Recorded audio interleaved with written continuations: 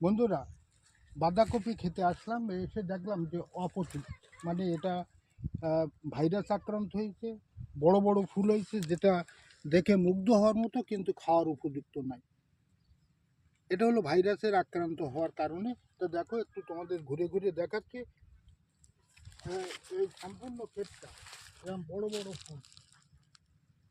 এদিকে আসুন, এই সম্পূর্ণ ক্ষেত বড় ফুল। তা এটা কিন্তু আর খাওয়ার উপযুক্ত নেই, সম্পূর্ণ ভাইরাসে আক্রান্ত হয়েছে। তাই ভাইরাসে আক্রান্ত হওয়ার জন্য এটা হলো এই এখন নষ্ট হয়ে গেছে, খাওয়ার উপযুক্ত নাই। এইভাবে বহু ফসল, অনেক কৃষকের ফসল মাঠে মারা যাচ্ছে, কিন্তু করার কিছু নাই। তা ধন্যবাদ।